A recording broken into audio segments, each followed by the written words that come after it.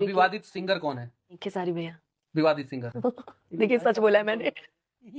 तेरी माँ का सॉरी वाला। अरे वाह, कम हंसो थोड़ा, नहीं तो दांत बाहर निकल जाएगा। ठीक है। और खेसारी लाल यादव विवादित स्टार है। विवादित सिंगर कौन है? खेसारी भैया। वाह दीदी। नहीं दीदी वाह। अच्छा, खेसारी लाल यादव तुमको बहुत जल्दी है जो ना, कान पकड़ के फिर से उठाएगा। तुम्हारा वो बारी आ गया है। और अच्छा किया कि पवन सिंह ने तुम्हारा भोजपुरी इंडस्ट्री से मतलब कि पूरा कर दिया है से। ठीक है, हटा ही दिया है, मानो अपना नजर से तुमको दूर रखने के लिए बोल दिया है। और खेसारी लाल यादव के लिए मनीष कश्यप के बोल रही है। बताइए देखिए भाई साहब, ये इंटरव्यू जो है आप मजाक में लीजिए या सीरियसली लीजिए या जो चीज लीजिए भाई साहब, लेकिन जो है इफेक्ट जो भाई मैं बता रहा हूँ भाई साहब, ये वीडियो देखा तो मुझे बुरा लगा तो मैं बोलूंगा ही भाई साहब।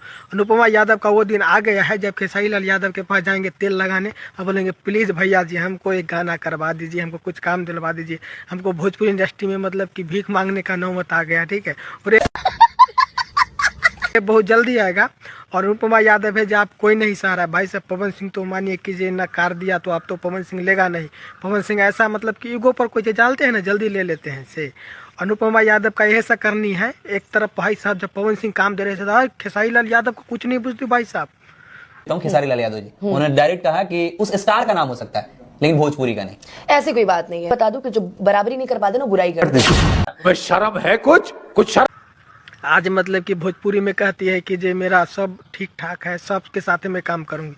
करना तो पड़ेगा भाई, ये भोजपुरी इंडस्ट्री है। इधर मारोगी डुबकी, उधर निकलोगी, उधर करोगे, ये सब नहीं चलने वाला। ठीक है, कहीं भी रहो अच्छा से रहो, सब हीरो को बड़ाई करो। और बाकी बात ये इंटरव्यू से आप लोग कितना खुश है बता सकते हैं। एंटरटेनमेंट मानिए यार, सीरियस ले लीजिए। ठीक है, तो बाकी आप लोग अनुपमा यादव के जानबे करते हैं जो मोटी दीदी है, जो कितना दीदी का कहना है कि जो पवन सिंह का जो इलेक्शन प्रचार हम किए थे, 1 महीना अपना स्टेज प्रोग्राम आता था वो भी कैंसिल कर देते थे। तो तुम फ्री में तो नहीं किए होगे, इतना हम लोग बुर्बक नहीं है। ठीक है, तुम पैसा ली होगी और पैसा भाई सब लेता है।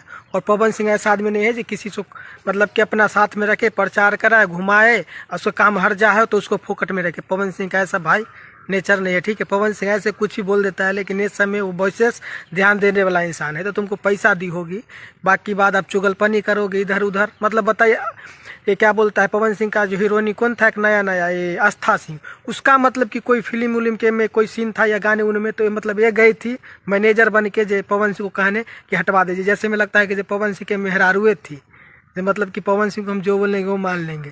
तो ये सब भी करनी थी। बहुत सारा भाई साहब इसके पीछे राज है, इसी के लिए अभी इसको मतभेद हो गया और जन्मदिन में भी नहीं पवन सिंह बुलाया है। ठीक है, तो ये सब करोगे तो यही होगा। भोजपुरी इंडस्ट्री में रहना है तो अच्छा से रहो। ठीक है, ठोक दीजिए, 5000 लौटे दिख जाना चाहिए।